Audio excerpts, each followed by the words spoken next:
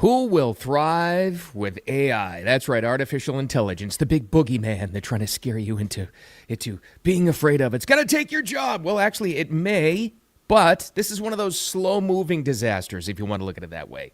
Have plenty of warning, and there's going to be a winner, and there are going to be losers, but you can prepare for it for you, your employment, your future, but also your kids. This is what started this whole thing off. Time magazine has made AI the person, in finger quotes, of the year. Kind of weird, not a person.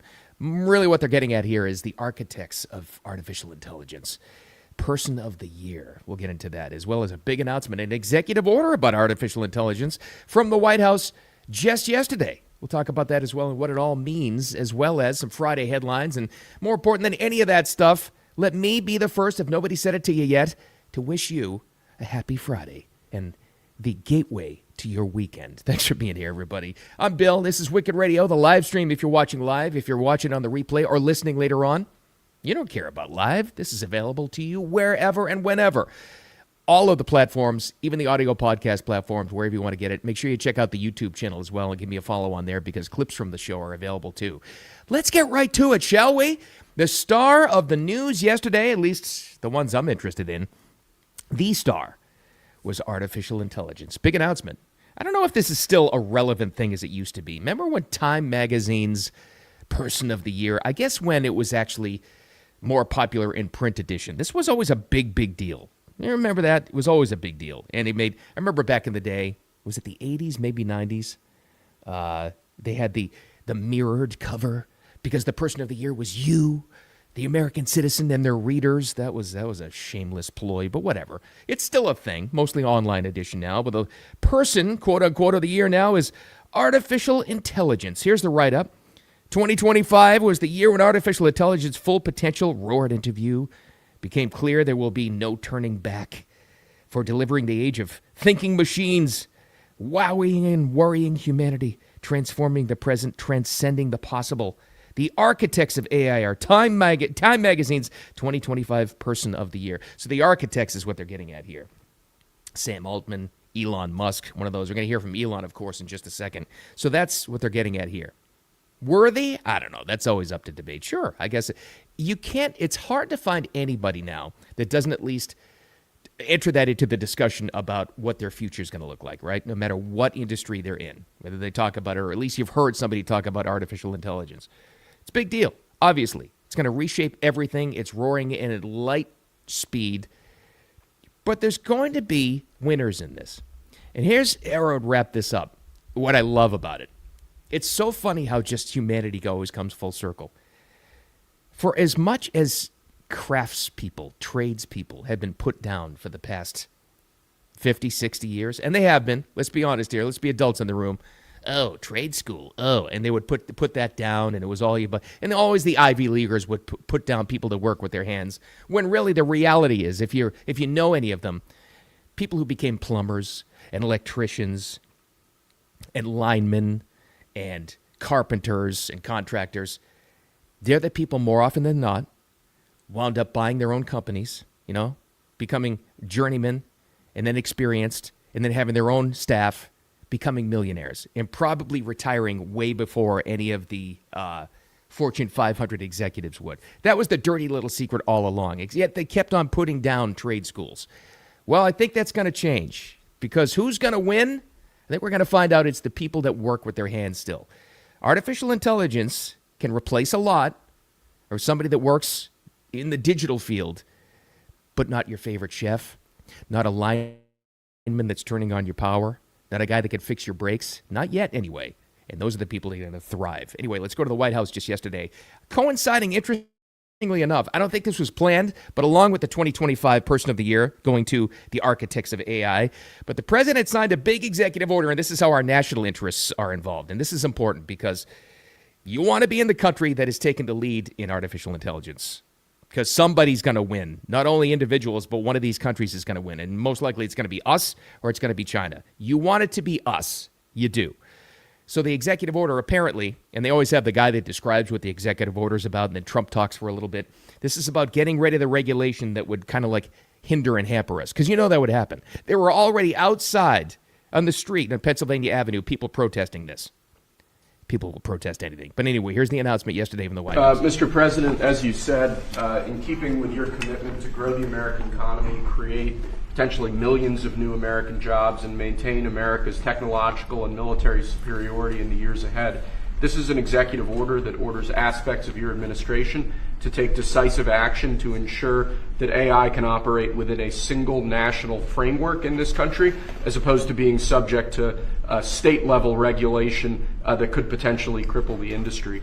David Sachs, your AI and crypto czar, has been one of the key players and key authors behind this EO. He can give you more of the granular detail, but the big picture is that we're taking steps to ensure that AI operates under a single national standard so that we can reap the benefits that will come from it in terms of economic growth, job development, national security, and technological edge. And it's really the biggest industry that anybody's seen. I mean, it's taking off. And again, I believe there'll only be one country that really benefits, and it should be the United States. And it will be if we do this, if we're unified. We have to be unified. China is unified. Smart move. Yeah, again, you may not like Trump, but that's a smart move to jump on this right now. Because if we hinder this thing with regulation and red tape and bickering back and forth and NGOs grabbing hold of it, and we'll get our asses kicked once again by China. So that's good. And Trump said it right there. The biggest industry, it's big. We need to be the leader. He's right about that. You need to be nationalistic about this and say, I want my country in the lead for AI development and jobs. Absolutely. So that looks as though, thankfully, that's going to happen. What's the big boogeyman in the room? What's everybody concerned about? Everybody's heard it for years now. AI's going to replace that job. And you also hear this in casual conversation or barroom talk. It's like, oh, AI is going to take your job. AI, people have no idea what they're talking about, but they love to throw it out. Oh, that's going to be replaced by AI. Oh, what's that mean? Oh, I don't know. So what's it really mean? Well, let's go to one of the guys that actually was mentioned, along with a bunch of others, as one of the architects of artificial intelligence, Elon Musk himself. Very recently, I don't know, there was this, it might have been last week, but anyway, he was on Rogan, and Joe asked him specifically, get right to the point, as he always does, the question we all care about. All right, what jobs are going to be most affected by artificial intelligence as it's developing at light speed? And I thought Elon had a great answer, so here's what he said. A little long, but I think it's well worth it. And this gets to exactly what I'm talking about. Better stop putting down the tradespeople, the craftspeople, the people that work with their hands, because they're going to be eating your lunch if you don't know what they do. So it's like, what other jobs will be available that aren't available now because of AI? Well, AI is really still digital. Ultimately, AI can improve the productivity of humans who build things with their hands or do things with their hands, like literally welding, electrical work, plumbing, anything that's physically moving atoms, like cooking food or farming or like anything that's physical. Those jobs will exist for a much longer time. But anything that is digital, which is like just someone at a computer doing something, AI is going to take over those jobs like lightning. Guy said it right there. One of the architects, one of the people mentioned specifically by Time Magazine's Person of the Year announcement. He would know, I'm pretty sure. And not yet, and somewhere down the road it'll be, kind of like a Star Trek episode where it'll just be robotics doing those jobs. Eventually, sure, absolutely. Not in our lifetime, though, not yet. So my takeaway is a couple of different things. First and foremost, let's go to this. Let's stop putting down people that work with their hands, because you know what? Luck or design, they turned out to be the smart ones. So if you got a kid, you got somebody interested in, you got somebody that's asking you for investment in their future in the trades, I'd support them. I'd support them as much as you possibly can, because they're going to be the smart ones, and they're going to be secure. They're only going to benefit and profit from this. Also, robotics. There's going to be people who will need to fix the things physically, a human element to fix the robotics and all the power plants and everything that's going to be needed by AI, for sure. And also, it's like, where's the fear? It's like, what? Okay, yeah, if I was a programmer or a coder, yeah, I'd be very concerned, especially if I was like, way younger than I am right now, because I got a long way to go. But that's exactly the key, isn't it? All jobs change. All industries change. Nothing stays the same. And at least with this, even though it's moving at a breakneck, light speed fashion, you got a lot of warning in what's coming. Nobody, you can't say that you weren't warned of what's coming and what's going to be affected and what's going to thrive. So there it all is. But heavy investment should be happening, both at the national level, state level, and on your personal level in trade schools. People that work with their hands and know what they're doing, and get them to start businesses because it's going to be massively important. Huge, as Trump says, in this industry. Let's get into some Friday headlines. What's going on here? This was fascinating to me. Did you know how much money we were being the key word, giving to the Taliban? Not just Afghanistan. I mean, giving money, millions and millions of dollars weekly to the Taliban. I didn't know. Had no idea. You know, I pay attention to this crap every single day. I read a lot of headlines. I consume a lot of information. Did you know? I didn't know. This is why it's another reminder we have to pay attention to this stuff and get through to your local representatives, anybody can, and make your voice heard. Because eventually it is heard. Enough people made a stink about this that they would try to stop it. Because nobody knew until this happened, of course. Because it was through these NGOs, non-government organizations, of course, that finally got blown up. It was frustrating at first. They tried to do it legislatively. Tim Burchett, he's one of my favorites now. One of my favorite members of Congress, the guy from Tennessee, the guy that says, "Dadgummit." He's got just this down-home common sense. He has tried for a year to get legislation done to stop funding the Taliban. It sounds bizarre to even say. This is how it started last week when he was all frustrated, and then we'll jump to where it's going because it's good news, trust me. But this is him last week, and he's all pissed off about it, as he should be. Hey everybody, Tim Burchett. As you know, as I've been championing the cause to quit paying the dadgum Taliban $40 million or $45 million, whatever it is, a week. We've given them over $5 billion total since the Biden administration. Every week, we can't stop the bill. We can't get the bill passed in the Senate. It's taken me over a year to get it out of the dadgum House. And we got a fellow over in the Senate who was a staffer, but he was a former, I believe, ambassador to Afghanistan. And his name is what? Tom West. And apparently, our good friend Tulsi Gabbard and the Trump administration denied him his security clearance because of his alleged cozy relationship with the Taliban. And so I suspect that's what's going on in the Senate. That's why they're stopping the bill. And people say, well, y'all are in the majority. Why don't you just act like it? Well, you got to have 60 votes over there to pass. Which is another reminder why you got to blow up the filibuster, because you can't get anything done, and you're going to have to get things done. But anyway, did you hear him correctly like I did? I hope. Did he say $40 million a week? $40 million a week has been going out to the Taliban. Not just Afghanistan, the Taliban. You know, we abandoned Afghanistan and left them all billions of dollars of weaponry. Okay. How does it happen? He explained it right there. NGOs, a non-government organization that goes to, with some, I don't know what this is. I'm just making this up, but it's always the same thing. It'll be like, save the Afghan children or something like this. It'll get a stamp of approval. It'll go over there. The money goes in, your taxpayer money, and then it gets kicked back to somebody in Washington. That's exactly what Tim Burchett was getting there. So he was all frustrated about that. But then, hold on, there's good news. But then, a couple of days later, Secretary of State Marco Rubio, who, by the way, side note, is he like the MVP? Is he like the most improved player so far? He's getting a lot done. I mean, we got to give him credit. Trump used to call him Little Marco. Remember that? Well, he loves him now. Anyway, as Secretary of State, which seems like this should have been done a long time ago, get it out of the legislative level and just take it to the executive level, step in and stop this. Apparently he did.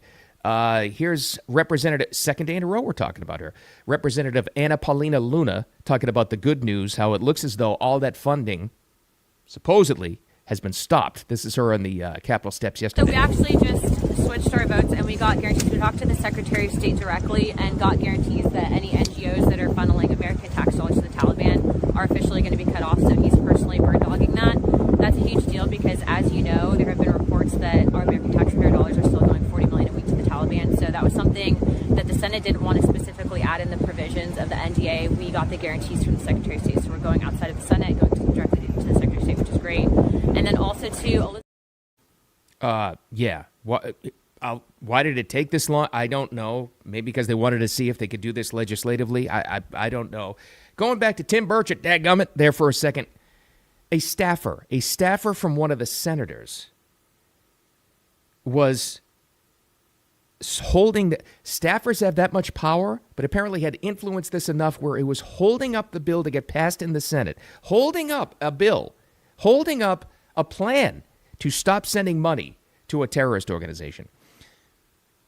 I hear things like that, and you just start to think the swamp will never be fixed. They just don't care. They don't care about American interests. They just care about their own interest. It's amazing.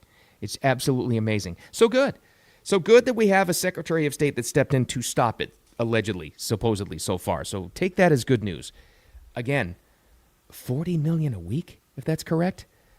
Oh my God. Anyway. Here's some more good news out of the Friday headlines. So this is like numbers and dollars and cents and stuff, but the takeaway is it appears as though the trade in the tariff game has been working for the administration. This is CNBC yesterday. I thought it was funny, this clip I grabbed, and even though this is dollars and cents, I thought it was funny because the guy on CNBC was kind of like all flustered because he couldn't believe the numbers. Apparently, the trade deficit we've been living under is way better. It knocked it back to 2020 levels. Here he is. Trade balance minus $52.8 billion. That's a better, lower trade deficit than we expected. We were looking for a number closer to $62 billion, and that follows a revised minus $59 billion. Minus $52 billion would be the lightest going back to, wow, we're really going back. Well, my records go back to 1992, and to find a smaller number than minus $52 billion, we're all the way back to June of 2020. I'm looking around. I'm waiting for all the mainstream networks to acknowledge that, because that was breaking news, so they couldn't edit that out. So is anybody admitting that the tariffs are working? Okay, I guess not. I guess we're going to have to keep waiting for that one.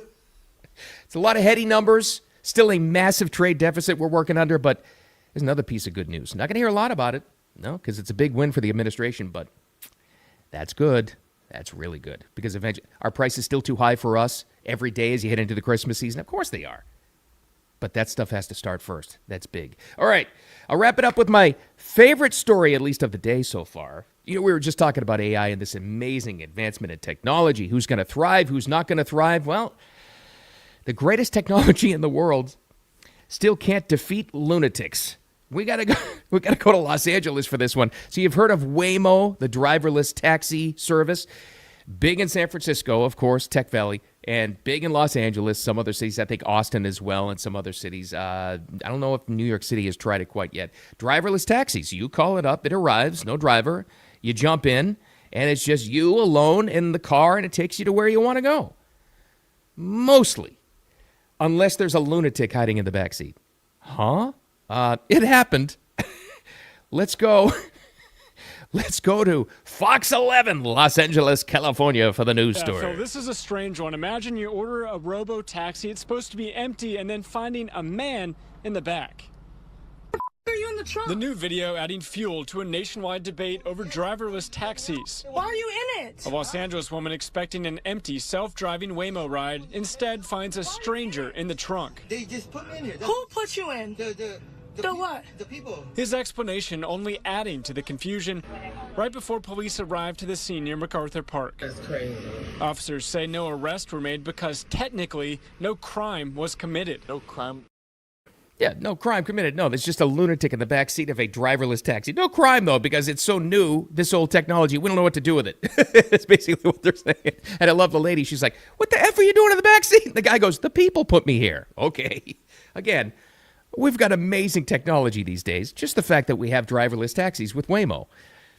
Greatest technology will never get rid of the lunatics, which is why. And I tell my daughters this all the time. It's like, even with the technology you have, don't let that replace your good senses and your common sense and your situational awareness. Keep your head in the swivel. And if you find a lunatic in the backseat of a driverless taxi, get ready to blast him. And why can't you? There's no laws on the books. We don't know. No law, no crime committed. So, whatever. But that's it, isn't it? AI, technology, new society. Who's going to thrive? Craftspeople, tradesmen. And I love it. I really do. But it's here. You just got to prepare for it. All industries change. But you get enough advanced information about it, which we do now, about artificial intelligence, you're going to adjust your life around it. And I think overall it's going to be awesome. It really is. Anyway, that's my takeaway. But it's Friday. That's the most important thing of all. Have an awesome, safe, great weekend. One of the last couple, what do we have, 2 shopping weekends before Christmas? Is that how close we are? We'll see how the numbers are doing in the economy, but it's supposedly, the economists are saying it's big. People aren't afraid to spend, and gas prices are down too, so that's good. Thanks for finding me on the live stream. Replay is everywhere. YouTube, Facebook, here on X. Also, the audio podcast of the entire show will be posted here soon. Don't forget about that YouTube channel. Give me a follow, and clips of the show are on there as well. TikTok too. That's an interesting thing. Anyway, make it a great, awesome weekend. Have a wicked awesome Friday, and I'll talk to you later.